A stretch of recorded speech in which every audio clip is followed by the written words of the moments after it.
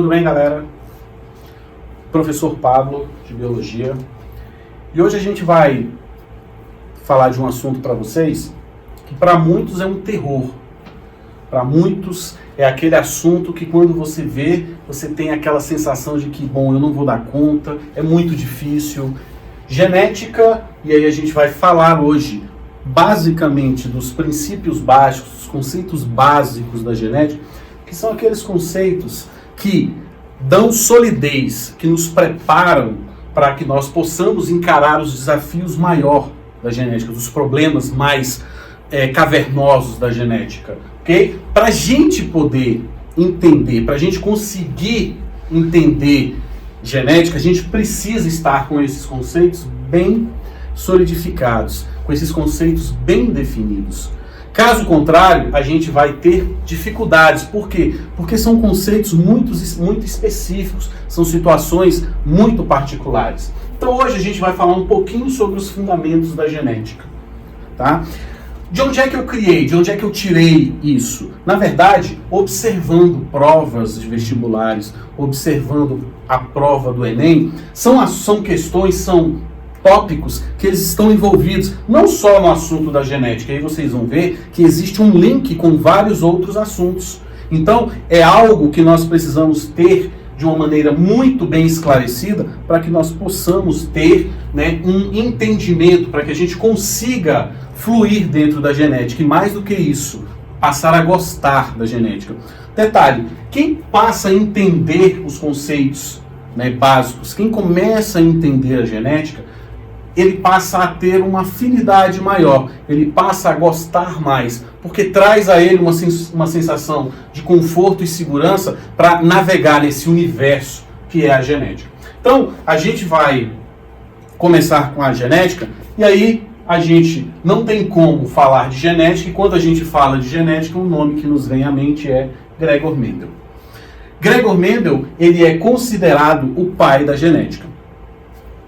O estudo, né, o interesse pela genética, o interesse de saber como é que os pais passam características, como é que os filhos se parecem com os pais, como é que os filhos recebem essas características dos pais, como é que as características são passadas ao longo da geração, é um assunto que ele vem há muito tempo. Os filósofos extremamente inteligentes, mas dentro daquele pensamento deles, eles tinham algumas definições que não correspondiam literalmente, né, ao que realmente de fato acontece. Quem deu um total esclarecimento para essa transmissão de características genéticas foi Mendel. Só que com um detalhe, Mendel, ele fez todas as suas experiências, fez todas as suas constatações, mas ele não teve o reconhecimento. Nada do que Mendel fez foi reconhecido enquanto ele estava vivo. Mendel só teve o seu reconhecimento depois que ele morreu.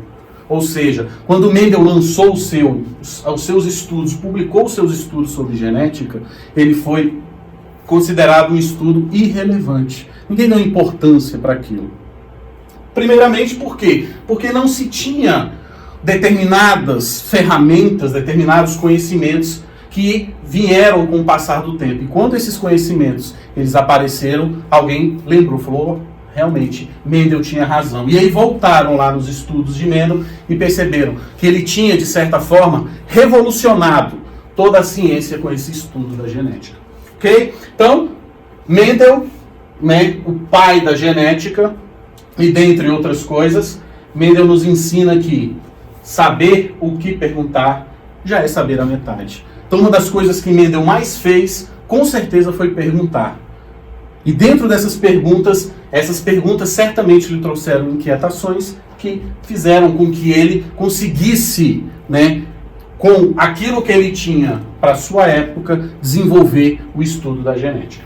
Bom, a genética, né, intitulada, a genética, né, criada, a genética descoberta, solidificada por Mendel, é aquilo que nós conhecemos como a genética clássica. E é um assunto que, posteriormente, a gente vai voltar a conversar, quando a gente vai falando de primeira lei de Mendel, segunda lei de Mendel, okay? Que é a genética clássica. Mas a genética é o estudo da hereditariedade, dessa passagem de característica ao longo das gerações, dessa mudança de características que vão acontecendo ao longo das gerações. A hereditariedade, ela se preocupa com isso. Ela se preocupa com como essas características vão sendo passadas ao longo das gerações. Só que essas características, elas são passadas através dos genes. Nós sabemos hoje, temos bem definido o que são genes, mas Mendel não tinha essa definição. Mendel não conhecia, Mendel não sabia que existia uma molécula, né, caracterizada como DNA. Ou seja, Mendel chamava esses genes de fatores. Ele afirmava que passava-se ao longo das gerações fatores de pais para filhos. Ok? Então, dentro desse contexto, hereditariedade. A hereditariedade, ela se caracteriza no momento da reprodução, no momento da fecundação. Ou seja, nesse momento em que ocorre, é caracterizada a reprodução, é que se definem as características desse novo ser. Quando as características do pai se juntam às características da mãe. E aí a gente vai entender como é que isso chega até os filhos e como é que isso se apresenta nos filhos.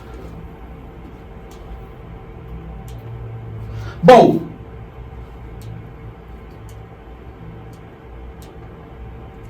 cromossomos, ou seja, o que são cromossomos? Primeiramente, nunca se esqueça, a espécie humana é formada por 46 cromossomos. 44 cromossomos autossômicos, 2 cromossomos sexuais. 44 mais 2 formam o conjunto total de 46 cromossomos que nós temos. E como é que esses cromossomos eles estão organizados? Bom, o cromossomo ele é um emaranhado, ele fica todo enrolado ali dentro do núcleo celular, condensado, que quando a gente puxa uma fita, como se a gente quisesse desenrolar essa fita, né, esse fragmento de cromossomo, a gente chega até a molécula de DNA, que é formado pelas bases nitrogenadas. Ou seja, o conjunto de bases nitrogenadas forma aquilo que hoje nós conhecemos como gene. Ou seja, esses genes, esse conjunto de características, né, eles estão expressos através dos genes. Ou seja, para cada característica, um gene. E esses genes, eles estão lá, localizados lá nos cromossomos. Então, genes estão nos cromossomos e esses genes, eles codificam as proteínas. E aí você deve lembrar daquele conteúdo que você viu lá no primeiro ano, chamado síntese proteica, que é toda essa, né, essa constituição de tradução, transcrição, replicação do DNA. Ou seja, tudo isso chega à constituição da proteína. Então, só voltando aqui, ó, nós temos DNA diferente, ou seja, formamos genes diferentes, formamos proteínas diferentes, por isso que somos diferentes. Ou seja, todo esse contexto, ele é centrado nessa questão do DNA. Bom, como é que isso se organiza? Bom, primeiramente, a maioria das nossas células é chamada de célula diploide. Ou seja, célula que tem dois conjuntos de características. Características essa que você recebeu, um conjunto que você recebeu do seu pai e o outro que você recebeu da sua mãe. Ok? Então, temos 46 cromossomos, 23 você recebeu do seu pai, 23 da sua mãe. Tirando as células sexuais, espermatozoide e óvulo, todas as células são chamadas de células diploides. Ou seja, células que têm esses dois conjuntos de características. Bom, como é que esses cromossomos eles estão organizados no que diz respeito à questão das características. Bom, os cromossomos a gente costuma caracterizá-los como cromossomos, ou uma das classificações é cromossomos homólogos. O que seriam cromossomos homólogos? Seriam aqueles cromossomos que têm o mesmo conjunto de genes. O que você recebeu do seu pai e o que você recebeu da sua mãe. Ou seja, é como se você recebesse do seu pai essa metade e da sua mãe essa metade. Como são metades equivalentes, eles são chamados de cromossomos homólogos. Ou seja, os cromossomos homólogos são aqueles cromossomos que têm o mesmo conjunto de genes. Ok? Lembrando, gene é a nossa unidade hereditária. É ali que está contido. São nos genes que estão contidos as nossas características. Lembrando, para cada gene, uma característica. Então, esses genes, eles são formados por alelos. Cada gene possui 2 alelos. O alelo que veio do pai e o alelo que veio da mãe. Esses genes alelos, eles têm uma característica. Eles ocupam o mesmo lugar no cromossomo. Se está se referindo à mesma característica, eles têm que ocupar o mesmo lugar no cromossomo. E o lugar que eles ocupam no cromossomo é chamado de locus gene. Ou seja, o local definido ocupado pelo gene no cromossomo. Ok? Então, a gente tem a parte que a gente recebe do pai, a parte que a gente recebe da mãe, cromossomos homólogos, porque se referem às mesmas características, e eles aqui agora estão pareados. E, então, genes, esse conjunto, né, para cada gene uma característica.